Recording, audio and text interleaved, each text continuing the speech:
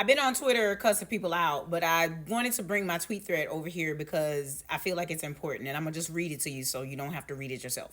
Now, how insane is the hate for black people in this country that non-black people would sacrifice their daughters and sisters in order to keep power over the country out of black hands? Sacrificing women isn't that surprising, but risking fascism in this country just to avoid a black woman as president, my God. A lot of these white male political pundits cannot be trusted to have unbiased community or country-minded motivations nor opinions when it comes to our legislature. Neither can men of other races who clamor to be white adjacent, because what? Every ethnicity has trash pandas.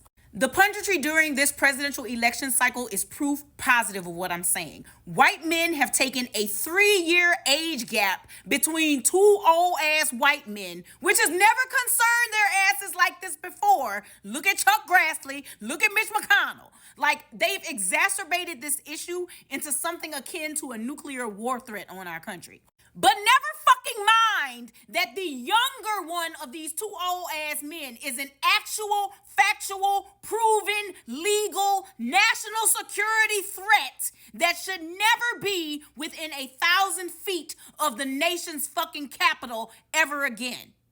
The whole entire reason we have a vice president is to have someone who is capable to step into the role of president if something, God forbid, happens to the president, or if they decide that they're just done with dealing with the duties of the executive branch and they want to deuce out and leave the job, right? And that's the thing y'all keep forgetting. It is a motherfucking job. It's not a knighthood. It's not a coronation. It's not a canonization. It's a job. And experience should count a lot when you're looking to hire someone for a job. And Joseph Robinette Biden Jr. has worked in this field for his entire life through every single trial that life has tossed this man's way. But see, here's where Joe messed up.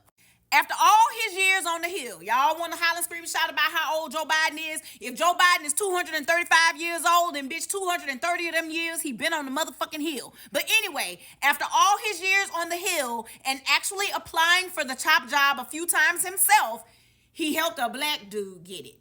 And they punished him for doing that by being uncooperative as hell. But he was retiring anyway, and he was leaving public service on a high in 2016. But you know what they say? No good deed goes unpunished, baby. Now, allow me, if you will, a tangent here to tell you what I know about grief. And we talked about this before on this app. Grief can break you like nothing else in this world. And concurrently, at the same time, it can put a battery in your back. It can make you hyper-focused and get shit done on the days that you are not an inconsolable person or you're in a useless, crippling fog, right? Now, I have never lost my spouse. I have never lost a living child, let alone 2 children. I have lost people I love, though. And very recent, since 2016, I have lost a major member of my family every fucking year, okay? So I know what the fuck I'm talking about. Anyway, when those people leave, if they ever expressed any kind of potential that they see in you, that shit replays in your mind over and over and over. And it compels you to want to live up to the vision of the person who loved you that died, right? And I honestly believe that that is why Joe Biden came back to politics after Bo died. Because Bo believed that he could help keep this country on the straight and narrow and not fall into fascism, right? The country that Bo fought for, that he possibly contracted brain cancer over there with them burn pits, protecting us, and he died for. But this is what you also need to understand. Grief is not exclusive to death. Joe Biden's only living son, Hunter, has had his personal addiction struggles and his bad decisions paraded across the country by bad political actors and idiots like Marjorie Taylor Greene and everybody over there in the GOP, which is nonsense. And now this boy is facing jail time, yes, because of his decisions, but these kinds of cases don't ever really go to trial. So now Bo is facing jail time all because Joe Biden decided to take this job as president.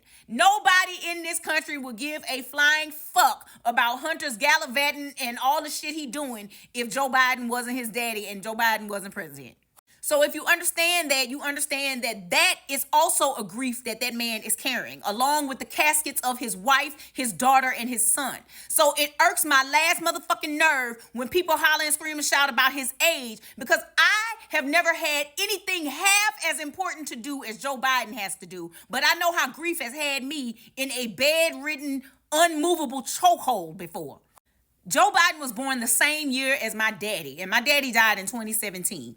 The fact that Joe Biden gets up every goddamn day to run this dumpster fire of a country, deal with idiots in the press, deal with insolent former co-workers on the Hill. These people know him, and he knows these people, and he knows how stupid and incorrigible they are being right now in government. He knew it when he was with Obama, and they kept stopping everything that they wanted to do. He has to deal with the machinations of the Supreme Court now. He has to deal with foreign leaders. He has to deal with motherfuckers criticizing him because they think he has powers that he does not, because half of y'all don't understand this damn system. So y'all think he can just wave a wand and magically do things, and he cannot do that. He even got to deal with the damn dog biting people. Like, you are fucking crazy if you think this man is completely senile. Is he slower? Sure. But incapable of running the country that he been running for the past 3 years successfully? Bitch, get bent. You couldn't do this shit even without the grief, let alone with what this man going through. Fuck you. And I can say that so confidently because, baby, I'm half Joe Biden's age. And in my grief, I would have sent drones to nuke various states in this bitch on GP. Yes, Florida. And also, at the very least, I'd have been punching motherfuckers on the Hill, these senators and House members who played in my face daily. I would be coming for them motherfuckers, but it's a felony to hit people on the Hill. So, I ain't trying to go to jail, but bitch, that's why I can't work in government, because I would be toe-to-toe, blow-to-blow with these motherfuckers every goddamn day. So no, I'm not going to jail for your ass, but I tell you one thing, if I catch your ass in the street after your fucking term is over, bitch, it's on. All of that to say, if you think Joe Biden is incapable of doing this job, your opinion is not only misguided and unintelligent, it's not comprehensive, it is invalid, bitch. You are not taking the full extent of what this man has to deal with and has accomplished so far into consideration. You are quite mistaken, baby. Therefore, and thereto, it would behoove your ignorant ass to either reevaluate your ignorant opinion or shut the fuck up, because you don't know what the fuck you talking about, bitch. But back to the point. Hatred of black people and refusing them power. These white dudes and trash pandas have decided that Joe Biden runs this country on an island, that he couldn't possibly have competent staff around him and a cabinet, let alone a whole ass, highly qualified and capable vice president. So now they running around here like Patrick and SpongeBob, panicking, trying to replace him with another white dude. Because fuck the black woman who is his literal rightful successor, huh? They would rather roll the dice on Gavin Newsom, who is hated by half of his state, which would then make California, which is the most weighty state in the Electoral College, a fucking swing state.